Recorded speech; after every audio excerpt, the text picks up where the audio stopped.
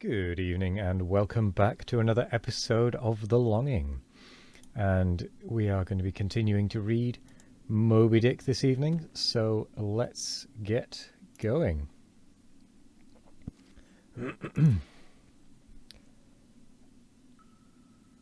Chapter 124. The Needle. The next morning the not yet subsided sea rolled in long slow billows of mighty bulk, and striving in the Pequod's gurgling track, pushed her on like giants' palms outspread. The strong unstaggering breeze abounded so, that sky and air seemed vast, outbellying sails. The whole world boomed before the wind. Muffled in the full morning light, the invisible sun was only known by the spread intensity of his place, where his bayonet rays moved on in stacks. Emblazonings as of crowned Babylonian kings and queens reigned over everything. The sea was as a crucible of molten gold, that bubblingly leaps with light and heat. Long maintaining an enchanted silence, Ahab stood apart, and every time the teetering ship loweringly pitched down her bowsprit, he turned to eye the bright sun's rays produced ahead, and when she profoundly settled by the stern, he turned behind and saw the sun's rearward place, and how the same yellow rays were blending with his undeviating wake. Ha, ha, my ship, thou mightest well be taken now for the sea-chariot of the sun. Ho, ho, all ye nations before my prow, I bring the sun to ye. Yoke on the further billows. Hallo, a tandem I drive the sea. But suddenly reined back by some counterthought, he hurried towards the helm, huskily demanding how the ship was heading. East south-east, sir, said the frightened steersman. Thou liest, smiting him with his clenched fist. Heading east at this hour in the morning, and the sun astern? Upon this every soul was confounded, for the phenomenon just then observed by Ahab had unaccountably escaped everyone else, but its very blinding palpableness must have been the cause. Thrusting his head half-way into the binnacle, Ahab caught one glimpse of the compasses. His uplifted arm slowly fell. For a moment he almost seemed to stagger. Standing behind him, Starbuck looked, and lo, the two compasses pointed east, and the Pequod was as fallibly going west. But ere the first wild alarm could get out abroad among the crew, the old man with a rigid laugh exclaimed, I have it. It has happened before, Mr. Starbuck. Last night's thunder turned our compasses. That's all. Thou hast before now heard of such a thing, I take it. Aye, but never before has it happened to me, sir, said the pale mate gloomily. Here it must needs be said that accidents like this have in more than one case occurred to ships in violent storms. The magnetic energy, as developed in the mariner's needle, is, as all know, essentially one with the electricity beheld in heaven. Hence it is not to be much marvelled at that such things should be. Instances where the lightning has actually struck the vessel so as to smite down some of the spars and rigging, the effect upon the needle has at times been still more fatal, all its lodestone virtue being annihilated, so that the before magnetic seal was of no more use than an old wife's knitting needle. But in either case, the needle never again, of itself, recovers the original virtue thus marred or lost, and if the binnacle compasses be affected, the same fate reaches all the others that may be in the ship, even were the lowermost one inserted into the kelson. Deliberately standing before the binnacle, and eyeing the transpointed compasses, the old man, with the sharp of his extended hand, now took the precise bearing of the sun, and, satisfied that the needles were exactly inverted, shouted out his orders for the ship's course to be changed accordingly. The yards were hard up, and once more the Pequod thrust her undaunted bows into the opposing wind, for the supposed fair one had only been juggling her.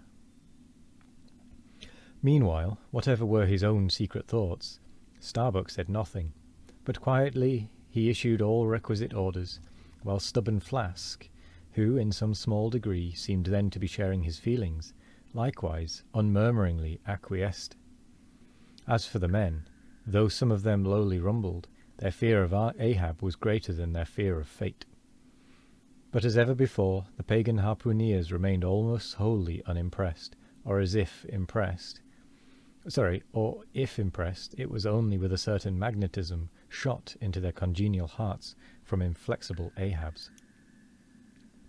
For a space the old man walked the deck in rolling reveries, but chancing to slip with his ivory heel, he saw the crushed copper sight tubes of the quadrant he had the day before dashed to the deck.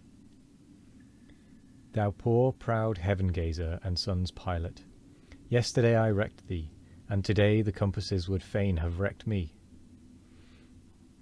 So. But Ahab is lord over the level lodestone yet.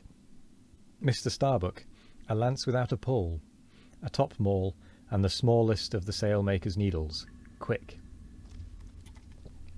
Accessory, perhaps, to the impulse dictating the thing he was now about to do, were certain prudential motives, whose object might have been to revive the spirits of his crew by a stroke of his subtle skill, in a manner so wondrous as that of the inverted compasses.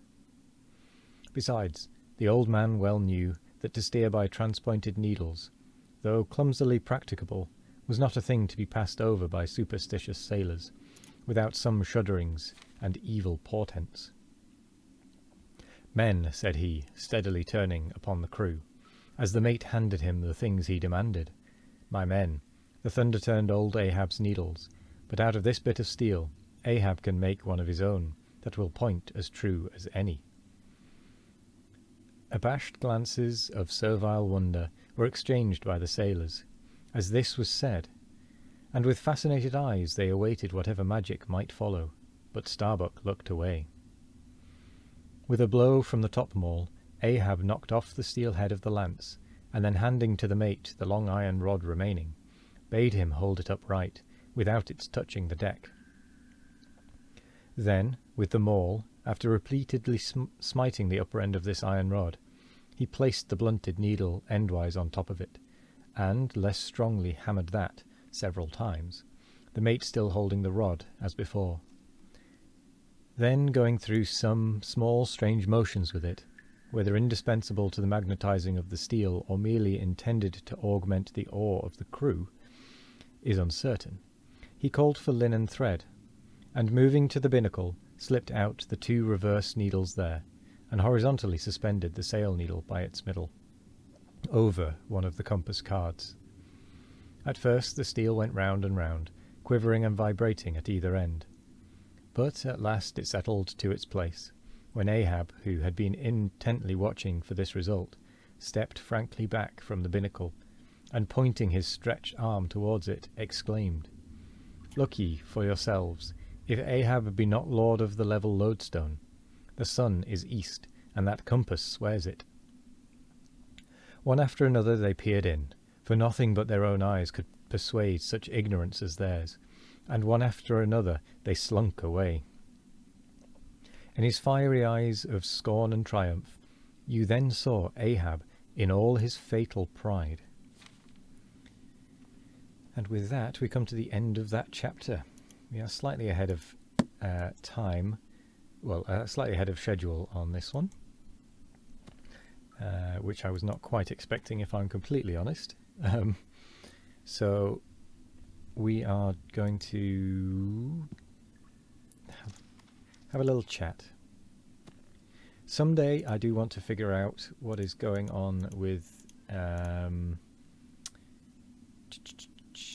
where is it? The Never-Ending Notebook, which is actually positioned to the right of the arrow, to where the arrow is pointing, if I'm not mistaken. But yes, anyway, I want to figure out what's going on with that and how we increase, as it says, it is as long as your own words that you put into it. I want to figure out how to put into it, and I will figure out someday. But until then, I will say thank you very much for joining me. I hope you all have a wonderful morning, evening, afternoon or night, no matter what time of day it is. I hope you all have a wonderful one of it, and as always, we will be back tomorrow for more of The Longing. Goodbye.